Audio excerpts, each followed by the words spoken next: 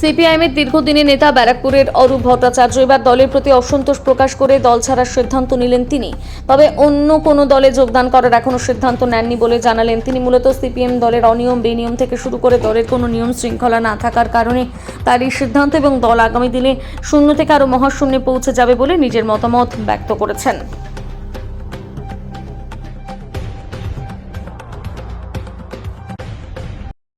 পার্টিতে বর্তমান যা পরিস্থিতি, সেই পরিস্থিতির উপরে ভিত্তি করে এবং বর্তমানে যা পার্টির ভেতরে সিপিআইএম পার্টির ভিতরে যেভাবে পার্টি পরিচালনা এবং হচ্ছে, তা আমার মনে হয়েছে আমার আর পার্টিতে থাকার বোধহয় কোনো যৌক্তিকতা নেই। কেন? আমরা অমূল্য হয়ে যাচ্ছি পার্টিতে যেভাবে পার্টি ইয়াং ছেড়ে চালাচ্ছে, তারা চেষ্টা করছে। প্রতিকূল যেরকম চলে গেল, তার মূল্যায়ন হলো না কেন, চলে গেল। সেই জন্য আমারও মনে হয়েছে যে প্রতিকূল যাওয়াটা ঠিক কাজই করেছে। আমাদের না বেরোলে পারে পার্টিতে এগুলো ফিরে আসবে না। প্রতিকূল তো তৃণমূলে চলে গেল, আপনার দল বলছিল যে তার সাথে সেটিং আছে, আপনিও কি না না, আমি কোনো রাজনৈতিক দলের সঙ্গে যুক্ত হব না। কেন? আমি কোনো দলের সঙ্গে যুক্ত হব না। আমি পার্টিকেও সেটা জানিয়েছি যে আমি শুধু পার্টিটা চাচ্ছি। কি কারণে দলের সঙ্গে বিদ্বেষ? বিভিন্ন কারণে। ধরুন পার্টির বিভিন্ন পরিচালনা করার ক্ষেত্রে পার্টির চরিত্রিক মনোভাব, ধরুন পার্টিতে ঠিক হয় যখন, তখন কোনো কিছু এবারে পার্টি মেম্বারশিপ প্রচুর করছে না। কতজন করেনি ব্যারাকপুরে এখনো আমার যে সব রিপোর্টটা নেই, তাহলেও 60 জন হবে ব্যারাকপুর টিটাগড় মিলিয়ে। রিনিউ করবে না, কতজন রিনিউ করেন? 60 জন মতন হবে, কম বেশি।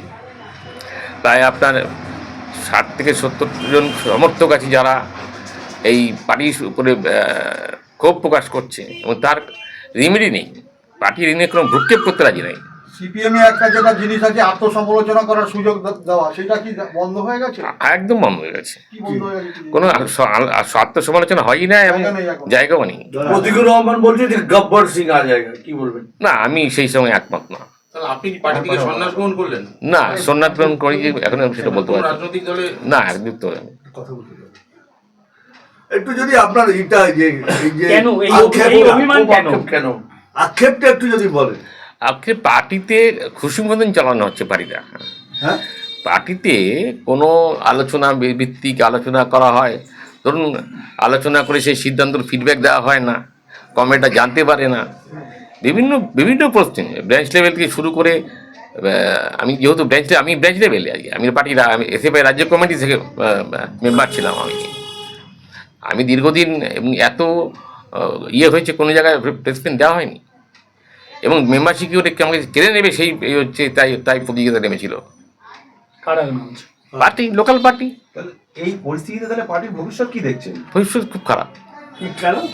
ভবিষ্যতে পার্টি যেভাবে চলে, পার্টিতে শূন্য শুধু না, কোথায় দাঁড়াবে বলা মুশকিল। এক্ষেত্রে কি রাজ্য সম্পাদক, আপনাদের যে রাজ্য সম্পাদক, সেখানে আর কি কোনো ভুল ত্রুটি বা কিছু আছে বলে মনে হয়? শুনুন, রাজ্য সম্পাদক তো একা না, এটা টিম। আমি সেই টিমটার কথাই বলবো। আখড়া আমার সাথে ভালো সম্পর্ক আছে, খারাপ সম্পর্ক নেই আমার সেলিমের সঙ্গে।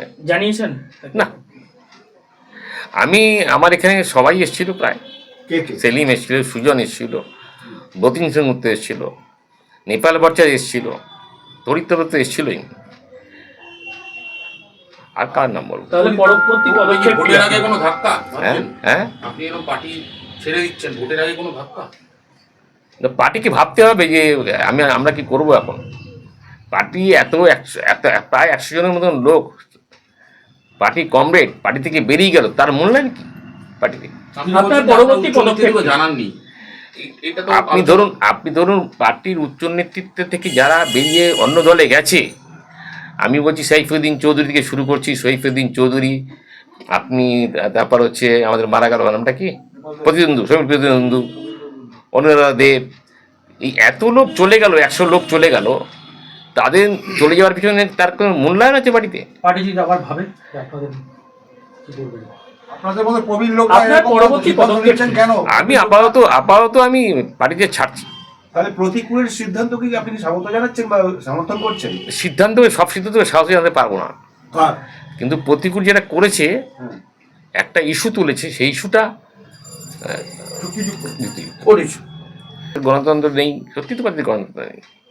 আপনার বক্তব্য শুনে যে না সম্ভব না, হ্যাঁ? সম্ভব না, কি সম্ভব না? বিশেষ পার্টি দেওয়া সম্ভব না। কার? স্বীকৃতি দিতে পারবে না কেন? ওই আপনার বামপন্থী মিলিয়ে মিলিয়ে জোরতালি মিলিয়ে প্রার্থী দেবে, কোথায় প্রার্থী দেবে? প্রার্থী নেই, দেবে কি করে?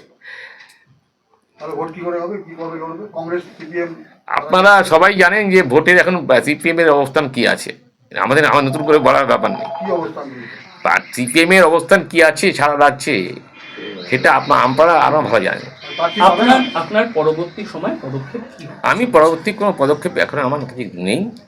আমি এখন শুধু আমার সিপিআইএম করি, এই পার্টিটা আমি ছাড়ছি কি পার্টি। পদে রয়েছে? আমি শুধু বললাম ব্রাঞ্চ লেভেলে, হ্যাঁ? ব্রাঞ্চ দীর্ঘ লেভেলে কত বছর পর পার্টি ছাড়লেন? মানে দীর্ঘ কত বছর এই রাজনীতির সঙ্গে ইনভলভমেন্ট ছিলেন আপনি? প্রায় 43 বছর। হ্যাঁ? 43 বছর। আপনারা কতজন পার্টি ছাড়বেন? 43 বছর 43 বছর। কতজন একসঙ্গে বাড়ি চাললেন? আমি একা ছাড়লাম এবং অনেকে রিনিউয়াল করেনি, আমি রিনিউয়াল করেছি। রিনিউয়াল করে অনেকে রিনিউয়াল করেনি, রিনিউয়াল ড্রপ দিয়ে দিয়েছে, তাদের থ্রেট করা হচ্ছে রিনিউয়াল কেন করবে না, আপনার শূন্যস্থানটা কারা ঠেট দিচ্ছে? বলতে পারবো না। কারা ঠেট দিচ্ছে? পার্টির লোকেরা ছেড়ে দিচ্ছে, পার্টির লোকেরা। কারা তারা? পার্টির ব্রাঞ্চ সেক্রেটারি বা এরিয়া কমিটির মেম্বার, এরকম। কেন ঠেট দিচ্ছে না? রিনিউয়াল করতে হবে। রিনুয়াল রিনিউয়াল করছো না কেন? করছো না কেন? পার্টি মেম্বারশিপ রিনিউয়াল কেন করছো না? আপনি নির্ণয় করেছেন? আমি রিনিউয়াল করেছি। আপনাকেও কি ঠেট দেওয়া হয়েছে?